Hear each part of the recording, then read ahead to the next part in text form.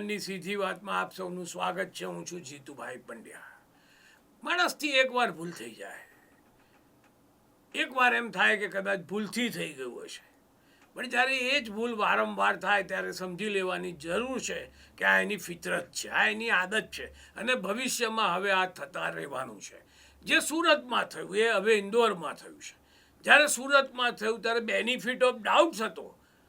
જે કંઈ શંકા હતી એ કોંગ્રેસના ઉમેદવાર પર હતી કે કોંગ્રેસના ઉમેદવારે જાણી જોઈને કાવતરું કરીને ખોટી સહીઓ લઈને પોતાનું નામાંકન ભરીને પોતાનું ઉમેદવારી પત્ર રદ કરાવ્યું. એટલે કલ્પ્રિટ, ગુનેગાર, આરોપી કોંગ્રેસનો ઉમેદવાર નિલેશ કુંભાણી હતો એવું આપણે બધા માનીને બેઠા હતા કે એ ભાજપના ખોળામાં જઈને બેસી ગયો. એણે ભાજપની ફેવર કરવા માટે ખોટા સાથીદારોને ઊભા કર્યા. પાછળથી એમણે સોગંદનામા કરીને કહ્યું, કલેક્ટરે એ જ દિવસે એમનું બીજે દિવસે એમનું ચૂંટણી પત્ર રદ કર્યું અને તરત ને તરત સ્વાગત સમારંભ યોજીને મુકેશ દલાલને લોકસભા જીત્યાનું સર્ટિફિકેટ પણ આપી દીધું. સમરસ ગ્રામ પંચાયત આ નરેન્દ્રભાઈનું ડ્રીમ હતું. એ ઈચ્છતા હતા કે ગુજરાતની બધી જ ગ્રામ પંચાયતોમાં ચૂંટણી ન થાય, સર્વાનુમતે સરપંચ અને સભાસદોની નિમણૂક થાય અને એના માટે એમણે ઇનામ રાખ્યું હતું. મને ખબર નથી કે મારા સિવાય બીજા કોઈને પણ એ વખતે ખબર નથી કે નરેન્દ્રભાઈ આજે સમરસ ગ્રામ પંચાયતનો પ્રયોગ કરી રહ્યા છે. પ્રયોગ ભવિષ્યમાં સમરસ લોકસભાનો પ્રયાસ હશે. જે રીતે આ ખરીદ ફરોશ ચાલી રહી છે, થઈ પહેલાં પણ થઈ, ઇન્દિરા વખતે થઈ, ઇન્દિરા પછી પણ થઈ, આયા રામ ગયા રામના શબ્દો આવ્યા, પણ બધામાં એક વાત હતી, કોમન વાત હતી કે એક સરકાર બેઠી છે હરિયાણામાં, બિહારમાં, ક્યાંય પણ એ સરકારને ટોપલ કરીને બીજી સરકાર લાવી છે. એટલે લોકશાહીમાં સરકારને, મુખ્યમંત્રીને કે વડાપ્રધાનને રાજીનામું આપવાની ફરજ પાડવી એ પણ એક વિરોધ પક્ષનો ધર્મ છે.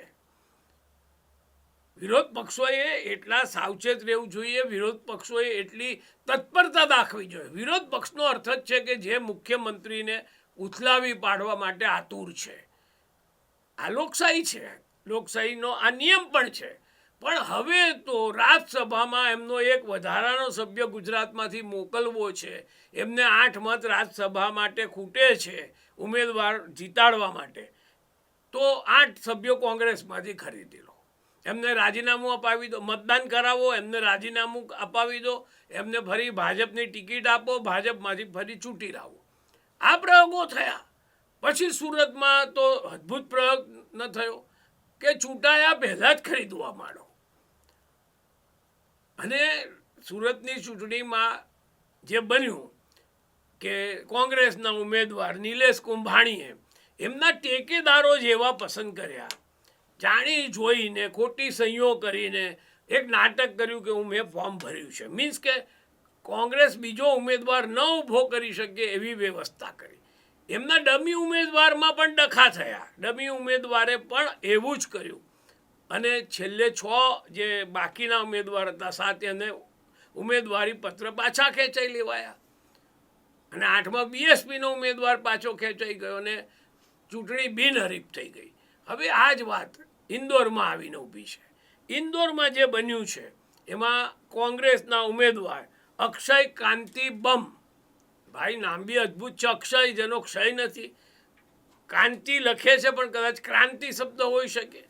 અક્ષય ક્રાંતિ ને બમ, તો બમ તો ફાટ્યો પણ પોતાના જ ઘરમાં ફાટ્યો. જે આ બોમ્બ બનાવતો હતો એના ઘરમાં જ બોમ્બ ફાટ્યો છે. કોંગ્રેસ શું કરી રહી છે?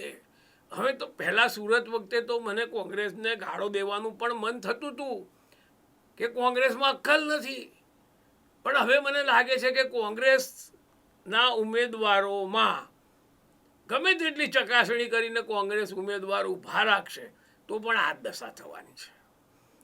આ અક્ષય કાંતિ બમ જે ઇન્દોરમાં કોંગ્રેસનો ગદ્દાર છે, એની મિલકતો કેટલી છે? એ 14 લાખ રૂપિયાનું ઘડિયાળ પહેરે છે, 14 લાખ રૂપિયાનું. 8.50 કરોડની એની સ્થાવર મિલકત છે, 46 કરોડ રૂપિયા એની પાસે બેંકોમાં છે, વર્ષે 2.5 કરોડ રૂપિયાની આવક છે, 41 કિલો ચાંદી છે, 300 ગ્રામ સોનું છે. એટલે કોઈ સાવ હાલતું ફાલતું આલિયો માલિયો નહોતો. કરોડોપતિ છે, 46 કરોડની મિલકતો છે, 46 કરોડ રૂપિયા રોકડા બેંકમાં રાખે છે, ઉદ્યોગપતિ છે. હવે એને ખરીદવા માટે ભાજપે કેટલા રૂપિયા આપ્યા છે રૂપિયા.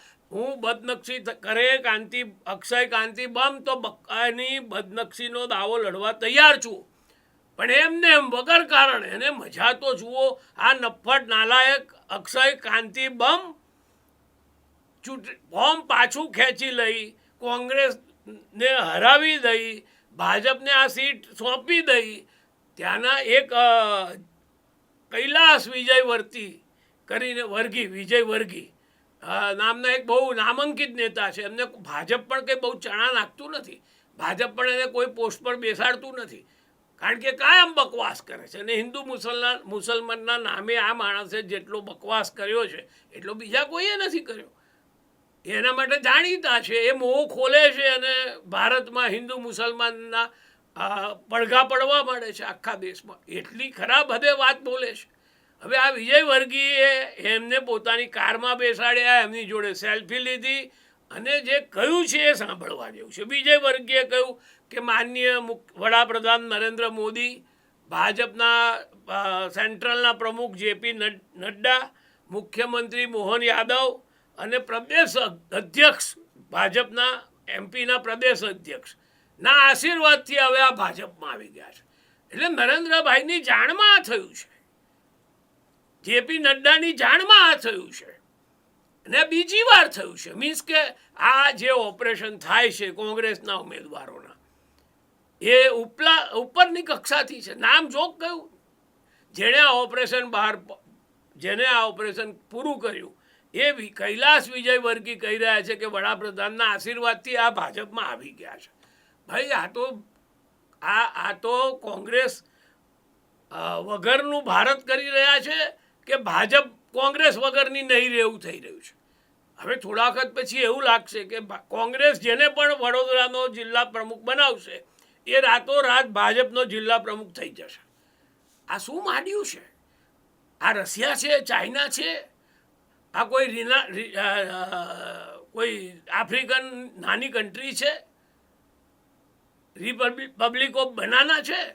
ભારતની 140 કરોડના લોકોની દુનિયાની સૌથી મોટી લોકશાહીને આ મોદીજી મસ્કરી કરી રહ્યા છે. ભાજપ એને મસ્કરી રૂપ કરી રહ્યું છે.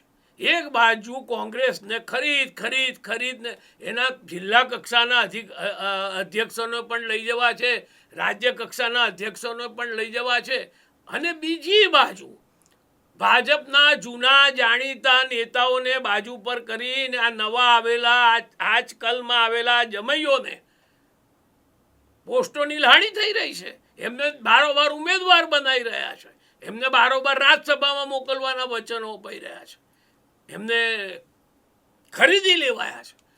તો આ કંઈ રશિયા છે, ચાઇના છે? આ શું છે? આ દેશ શું માંડ્યું છે મોદીજીએ? આજે આ ખડાકાન કરે છે, આજે આ ખરીદ ફરોશને ચલાવી રહ્યા છે. યાદ રાખજો મોદીજી, એક દિવસ તમારે આ પગ નીચેની જાજમ પણ કોક અબજોપતિ ખેંચી લેશે.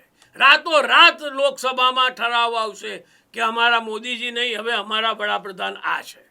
દૂર નથી એ દિવસ. જે લોકો બંદૂકની અણીથી, બંદૂકની ગોળીથી સત્તા પર આવે છે એ બંદૂકની ગોળીથી જાય છે. જે લોકો લોકશાહીની ચૂંટણી બેલેટ પેપરથી જીતે છે એ લોકશાહીની ચૂંટણીમાં બેલેટ પેપરથી હારીને જાય છે. અને તમારી જેમ જે સામાવાળા બધાને રૂપિયાના પૈમાં ખરીદી લઈ સરકારો બનાવે છે, પક્ષ મોટો કરે છે, એની પણ એ દશા એક દિવસ થવાની છે. કોઈ ખરીદી લેશે આ બધું. તમારી આખી લોકસભાને, તમારી બધી વિધાનસભાઓને તમારા ભાજપના નેશનલ પ્રેસિડેન્ટ કહી દેશે કે હવે મારી પાર્ટીનું નામ મેં બદલી નાખ્યું છે. આ બહુ ખોટી, ગંદી, નહીં ચાલવા જેવી રમત આ દેશમાં ચાલી રહી છે. અને ઉમેદવારો ખરીદી લો. આને શું કહીશું? ને આ તો પહેલી વખતે સુરતમાં થયું, ઇન્દોરમાં થયું, હજુ જે 3-4 બાકી ચૂંટણીઓના ફેઝ બાકી છે એમાં પણ બીજા 3-4-5 જણના કેસમાં આવું બનશે. આ વખતે 8-10 ઉમેદવારોને બિનહરીફ કરી દેશે મોદીજી. અને 2029માં તો સામે ઉભા રહેનાર માટે 2 જ રસ્તા છે. જે બી ભાજપ સામે ફોર્મ ભરશે એને કહેવામાં આવશે કે આ જો આ ઈડી કાકા છે, આ ઇન્કમટેક્સ કાકા છે, આ પોલીસ દાદા છે, ફોર્મ પાછું ખેંચ. નહીં તો આ મોટા ઉદ્યોગપતિ છે એની જોડે નેગોશિએશન કરી લે, તારા પૈસા લઈ લઈને ફોર્મ પાછું ખેંચી લે. શું થશે આ દેશનું? અને નવાઈ લાગે છે. વિરોધ પક્ષો તો સાવ માય કાંગલા છે. અને અત્યારે સમજો કોંગ્રેસના દિલ્હીના પ્રમુખને રાજીનામું અપાઈ દીધું. કોઈ લવલી નામના પ્રમુખ હતા. શું દોડતા હતા એ તો ભગવાન જાણે. પણ ભરી ચૂંટણી વખતે ચૂંટણીની વચ્ચોવચ લવલીએ રાજીનામું આપી દીધું. હવે એ કહે છે હું કોઈ પક્ષમાં જવાનો નથી. એટલે ભાઈ એટલા પૈસા લઈ લીધા છે કે હવે તારે પક્ષમાં જવું ના જવું સરખું થઈ ગયું છે. 50 કરોડ 100 કરોડ કેટલા કરોડ લીધા હશે તમે? અને આ 25-50 કરોડના રોજ દાખલા પાડો છો, રોજ ખરીદ ફરોખ સંઘ ચલાવો છો. યાદ રાખજો કે એક દિવસ એક એવો ઉદ્યોગપતિ આવશે કે જે તમારા બધા જ હોદ્દેદારોને એક સાથે ખરીદી શકશે. વચ્ચે સમાચાર હતા કે પાકિસ્તાનની જેટલી ઉદ્યોગો છે પાકિસ્તાનમાં અને કરાચી સ્ટોક એક્સચેન્જમાં એના શેરો છે એ બધા ઉદ્યોગોના એકલા ટાટા ખરીદી શકે એમ છે. ટાટા આખી પાકિસ્તાનના બધા ઉદ્યોગોના શેર ખરીદી લઈને એક જ દિવસમાં પાકિસ્તાનના તમામ ઉદ્યોગોના માલિક થઈ શકે એમ છે. આ સમાચાર આવેલા ને આપણે બધા બહુ ખુશ થઈને સાંભળેલા. ભાજપવાળાએ પણ એને બહુ ફેરવેલા કે જુઓ આપણે કહી છે ને પાકિસ્તાન કહી છે. હવે મને એ કહો ભાઈ કે જે ટાટા એક દિવસમાં પાકિસ્તાનની બધી જ ઇન્ડસ્ટ્રી ખરીદી લઈ શકે એ તમારા 400 MP 2000 MLA નહીં ખરીદી શકે? અને માનો ટાટાનું રેપ્યુટેશન તો એવું નથી, પણ આ તમારા અડાણી, તમારા રિલાયન્સ આ તો આજે કરી રહ્યા છે, કાલે તમારી સામે પણ કરશે. કારણ કે જ્યારે એક સિલસિલો શરૂ થઈ જાય છે, એક વાત થવાની શરૂઆત થઈ જાય છે, એકવાર પગ લપસે છે પછી એ રસાતાળ સુધી લસરતો જ જાય છે. પછી એનું કોઈ રોકાણ નહીં થાય, પછી કોઈ વાત રોકાશે નહીં. આનો મતલબ તો સાફ છે કે લોકસભામાં જો ભાજપની 300 સીટ આવશે તો 30 જણાને 40 જણાને 50 જણાને વિરોધ પક્ષમાંથી ખરીદી લાવશે. નરેન્દ્ર મોદીજી ગુજરાતી છે, ગુજરાતીઓ બાહોશ વેપારીઓ છે, પણ એ વેપારી વેડા આ રાજકારણમાં લોકશાહીમાં ન દાખલ થવા જોઈએ. ભારતના બીજા રાજ્યોના લોકો એમ કહેતા ન થવા જોઈએ કે ગુજરાતી આવ્યા રાજકારણમાં અને એમણે આખા રાજકારણને રૂપિયાથી બગાડી નાખ્યું, બરબાદ કરી નાખ્યું, લોકશાહી તોડી નાખી. બહુ દુઃખ થાય છે કે હવે આમણે તો પેટર્ન બનાવી દીધી છે. કોઈ વસ્તુ પહેલી વાર બને તો આપણે સમજીએ કે ભાઈ કંઈક સામાવાળાનો વાંક છે. હવે તો હું કહું છું કે કોંગ્રેસમાં એવું ન થાય કે વાડેરાને ટિકિટ આપો રાયબરેલીમાંથી અને વાડેરા ચૂંટણીમાં ફોર્મ ભર્યા પછી મારી સામે કોઈ ઇન્કવાયરી નહીં થાય અને મને 1000 કરોડ રૂપિયા આપવામાં આવશે એમ કરીને બેસી જશે. હવે મને તો વાડેરા પર વિશ્વાસ નથી રહ્યો, રાહુલ ગાંધી પર વિશ્વાસ નથી રહ્યો, સોનિયા ગાંધી પર વિશ્વાસ નથી રહ્યો. અને આ ખરીદ ફરોખથી 2 વસ્તુ થઈ. માત્ર ઇન્દોર અને સુરતની સીટ સેફ થઈ ગઈ એટલું નથી, એ મેસેજ આખા ભારતમાં ગયો. મને પણ આવ્યો એ મેસેજ કે જે પાર્ટી પોતાના ઉમેદવારો નથી સાચવી શકતી 24 કલાક 48 કલાક 72 કલાકમાં એ ઉમેદવારો ખરી પડે છે, એ પાર્ટી દેશ શું સાચવવાની છે. એટલે કોંગ્રેસની આબરૂનું ધોવાણ થઈ રહ્યું છે, તો બીજી બાજુ બીજેપીની આબરૂનું પણ ધોવાણ થઈ રહ્યું છે. આ શ્યામા પ્રસાદ મુખર્જીની પાર્ટી નથી. શ્યામા પ્રસાદ મુખર્જી જવાહરલાલ નહેરુના પ્રધાનમંડળમાં ખૂબ અગ્રણી કેબિનેટ મિનિસ્ટર હતા. હિન્દુઓ સાથેના વ્યવહાર વિશે સહેજ વાંધો પડ્યો, એમણે રાજીનામું આપીને જનસંઘ નામની નવી પાર્ટી કરી અને વર્ષો સુધી લડત ચલાવી જનસંઘની. તો ભાઈ આ એ પાર્ટી હતી કે જેણે સત્તા ત્યાગી, સત્તા છોડી અને વિરોધ પક્ષમાં બેસવાનું સાહસ કરેલું, તે પણ 1950માં.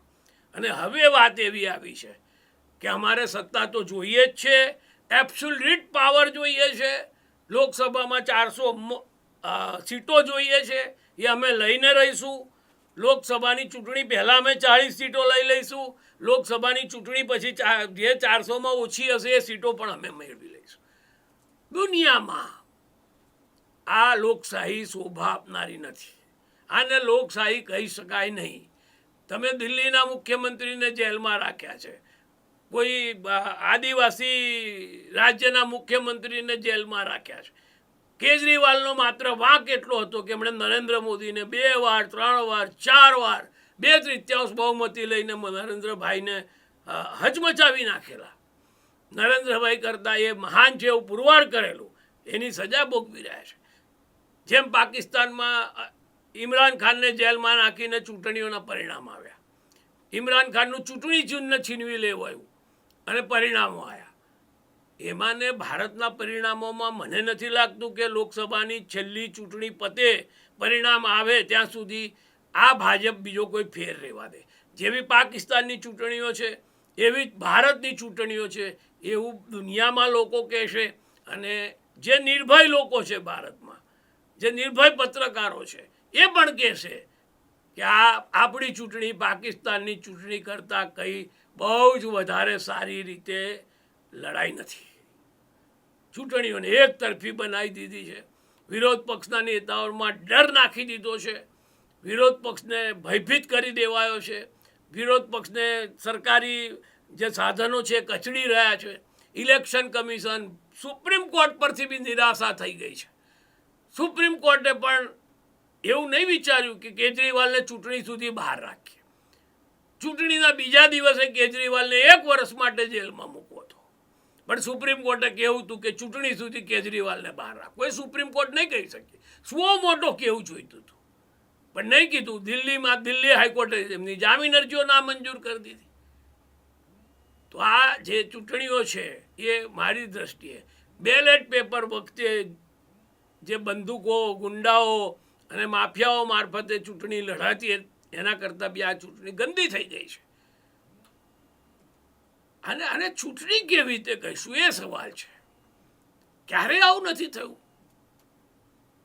જ્યારે બંને પક્ષના ઉમેદવારો સામે એકબીજાને મળતા તો ગળે મળતા, પ્રેમથી વાત કરતા, રાત્રે ફોન પર એકબીજા સાથે વાત કરતા, નક્કી કરતા કે હું આ એરિયામાં છું, તું કયા એરિયામાં છું, આપણે સામે ના આવી જઈએ એની કાળજી રાખીએ.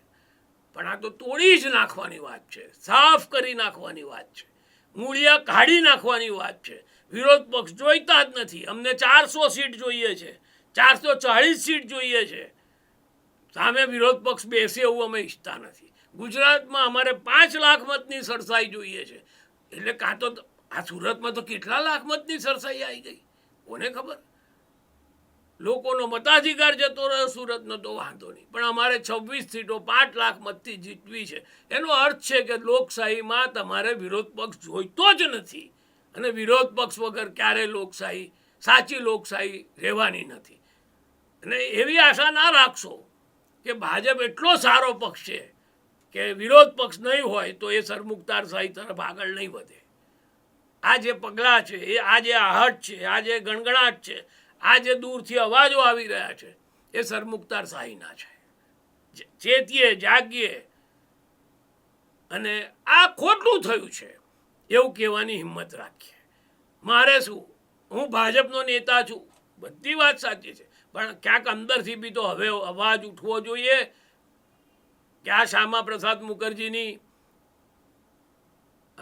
જનસંઘમાંથી આવેલી બીજેપી નથી, આ વાજપેયીજીની બીજેપી નથી, આ અડવાણીની બીજેપી નથી, આ નરેન્દ્ર મોદીની બીજેપી છે, જેમાં બધું સામ દામ દંડ ભેદ બધું જ ચાલશે.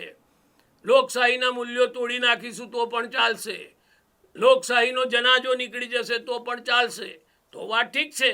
બાકી હું તો ભાજપના નેતાઓને પણ કહું છું કે હવે સહેજ હિંમત કરો, બહાર આવો, ક્યાંક નોટ મોકલો, ક્યાંક કાગળ લખો કે આ ખોટું થયું છે, આ ના થવું જોઈએ. લોકો તમારી પાસે બહુ બહાદુરીની આશા રાખતા નથી ભાજપના નેતાઓ પાસે, કારણ કે તમે શિસ્તબદ્ધ પક્ષના સૈનિકો છો એવું નથી. તમે ભાજપની જેલમાં નાખી દેવાયેલા કેદીઓ છો. અને યાદ રાખો કે જેમ કોંગ્રેસ હટાવવાની વાત ચાલે છે, કોંગ્રેસ મિટાવી દેવાનો પ્રયત્ન ચાલે છે, એમ આરએસએસને પણ મિટાવી દેવાઈ રહી છે. સમાચાર છે કે 10 વર્ષમાં પહેલીવાર નરેન્દ્ર મોદી ચાલુ લોકસભાની ચૂંટણીએ એક દિવસ નાગપુર રહ્યા. એ નાગપુર જતા નથી, આવતા નથી, કોઈ નેતાને મળતા નથી. પ્રણામ કરવાની વાત તો દૂર રહીએ, નાગપુર ગયા તો પણ આરએસએસના નેતાઓને મળ્યા નથી. એવું કહે છે કે ત્યાં જે કિન્નરો છે, 222 કિન્નરો છે, એની જે મેન રાણી છે એને મળ્યા, કિન્નરોની રાણીને મળ્યા, પણ આરએસએસના નેતાઓને ગજેન્દ્ર ગડકરી આપણા નાગપુરના જે નેતાઓ છે બીજા એમને કોઈને નહીં મળ્યા. તો ભાઈ જાગો, કંઈ એવું ના થાય કે બહુ દેર થઈ ગઈ. અને કટોકટીમાં કટોકટીના ફળ વિરોધ પક્ષના નેતાઓએ તો ચાખ્યા, પણ ઘણા બધા બોલવા ગયેલા કોંગ્રેસના નેતાઓના પણ બેહાલ થયેલા. એટલે ભાજપના નેતાઓ બોલવાનું હોય તો આજે બોલો, જલ્દી બોલો. કોઈ સ્ટેજે ક્યાં ખોટું થયું છે, નહીં તો તમારી પાસે પણ પછી સમય નહીં રહે. સીધી વાતમાં આજે બસ આટલું જ. આવતીકાલે ફરી મળીશું.